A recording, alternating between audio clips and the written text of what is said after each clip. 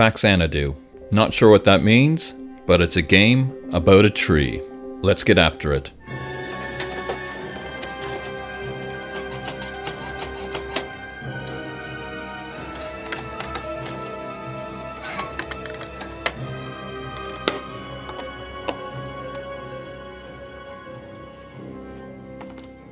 Oh yeah, this long walk. I loved playing this game growing up.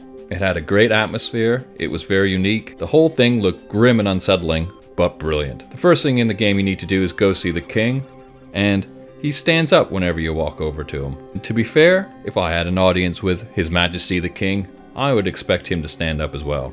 He gives you 1500 golds, not gold, golds. Anyway, I guess this shouldn't be scoffed at. So, if you blow all these golds in the town and go back to the king, he'll give you another 1500 gold. What's wrong with this guy? Has he been drinking? I'm beginning to think the problem in this place is not the dwarves, it's actually the king's incompetence. Look at him, he doesn't look too steady on his feet, does he?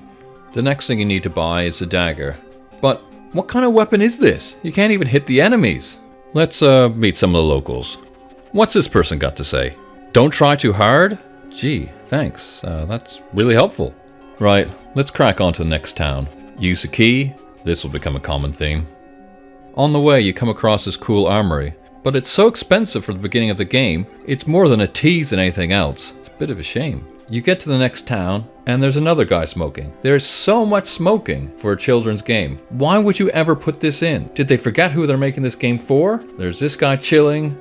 The locksmith you're always going back to, he's just puffing his life away. Anyway, anytime you get to a new town, make sure you always go down to a local boozer and speak to the people down there, as they give you some good clues. So this is the first base, and of course you need a key.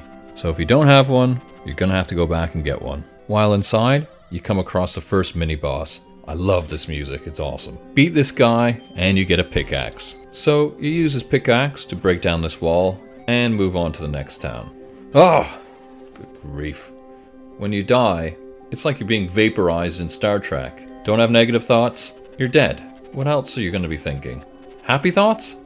Oh yeah, make sure you keep going back to the church to get new ranks. This gives you a better starting position if you were to die. These ranks aren't some sort of ego trip, they're important. Also here you can get passwords, but they're called mantras in this game. In this town you can get the long sword, which actually lets you hit enemies on the ground. Very helpful, as you can't duck an attack in this game. Now the adventure really starts. The first part of the game is really cool. You're trying to get 3 fountains working, and you're trying to get these in 3 bases. So, another door, another key. Right. I've got the key, why isn't this working? It's the right key. Oh wait, it's the jack. I've got the jack, not the joker.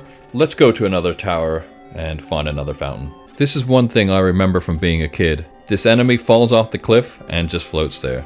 I guess enemies aren't allowed to leave the screen. Enter this tower instead and work your way to the top of it to this happy chap. Yeah. I know it's good to get all the way up here. Oh, I don't have an elixir. Oh, I remember this now. I need to go to the other side of the base to get this, don't I? After getting lost for about 15 minutes because everything looks the same, you finally find yourself here. Just run past this boulder man and you get the elixir, which also restores your health when you die. Go back to the previous screen and stab boulder man in the back. I know, real classy. Oh what? Oh, I've used the elixir. Now I'm gonna have to go back and do the whole thing over again. Oh my, I've done it again. Why didn't he use that red potion? Right, 3rd time lucky. Right, I'm back and the fountain is finally working. Let's go after the other 2. The second fountain is genius. Just get the flying boots and the fountain is hiding in the sky. You just need to navigate a couple screens to get there. But be quick, those boots don't last forever. When we do get up into the sky fountain, there is a guy there. He wants to have a bit of a chat. I guess no one ever comes up there. No.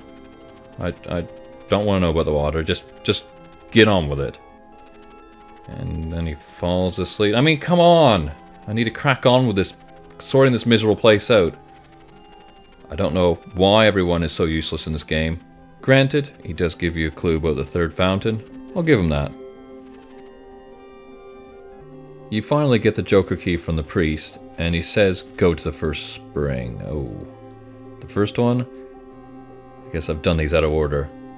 And I've also just realized they're called springs. So you get to the base with the third spring using the Joker key. Quickly defeat this mini-boss, or run right by him if you can. Then you get to the spring with the Spring Keeper guy. He will revive it straight away. Why do I need to tell him to do this? This is your job. You should be doing this automatically. With all 3 springs working, now go to the 4th spring and you can move on to the next stage of the game. There's water coming out. Why isn't this working? I can't figure this out. There's something missed somewhere. I'm gonna have to go through each spring now and find out what's going on. What? Why didn't you give me this ring last time I spoke to you? Right.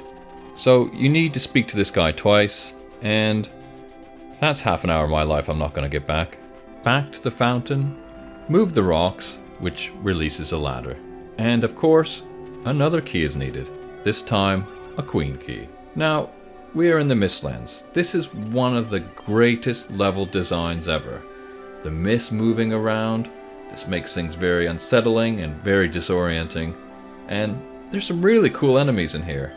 Everything's original, if not grotesque. There's no other NES game like this to my knowledge. Even the music is creepy and puts you on edge. I really like these abandoned buildings here. Really random. You think if you go inside, you're gonna be safe? Nope. Enemies are in here, but you can't use your weapons. Only magic. At least from this one you get some wing boots. If you manage to find your way, there's actually a town in the middle of the mist. This is a great place to save a password with the priest and to get resupplied. What you want to do is draw a map to navigate the Mistlands so you don't get lost. I did this as a child and I've redone as an adult, but as an adult I realized this section is actually quite linear. I don't know what happens when you get in the thick of it. I guess your mind just goes to mush. Once you escape the mist and get to the tree canopy, it's a welcome relief. But I feel the game ran out of steam at this point and the designers ran out of ideas. It's still good, but it's a lot of backtracking at this point. Again, I just drew a map to see where I needed to go and what I need to go back to. This is what takes up so much time in this section. You just go over old sections with new items. You can probably finish this game in 5 or 6 hours, but half of that time will be spent in this section alone. There are some properly irritating things in this section. Getting up this ladder is a nightmare. What can you do? You don't want to waste any wing boots here, but you just feel like you're playing a game of chicken with this guy. Once you finish tracking backwards and forwards throughout the top of the tree, you finally make it to the end base. Now this really threw me off when I tried to figure it out. The level actually repeats itself. You essentially are in a grid. If you go out one side, you come in the other side. This is vertically and horizontally. Once you work this out, and with the help of some wing boots, you actually only need to visit about 3 screens. This is the room you need to get to. You need to run past this beauty and into the door. Here you find the final boss. A cool looking boss, but not very difficult. For me, there's no real strategy. Just keep attacking and have a couple red potions available just in case. Don't overthink it, just jump and attack, and that's it. When you defeat the boss, you then magically appear back with the king, so he can speak a few words to you, thanking you for sorting everything out, like he was going to do anything anyway, except maybe give out golds. So you now continue on your journey. I'm not sure where to. Faxanadu 2, maybe? Yeah. What a restless guy. You see the final screen, which is just the first screen, except everything's lush.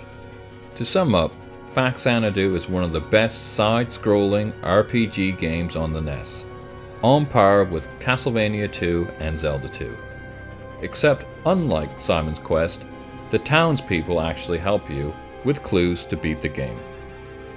This game, I feel, didn't get the same attention as those other games, but it's just as good. None of our friends seem to have it, so it's certainly an odd game out there, but it's definitely worth a go. Obviously, getting so many keys during the game is super irritating, but in hindsight, you probably should just ask the locksmith to come with you. and give him a cut of the gold. That's my thoughts. See you next time.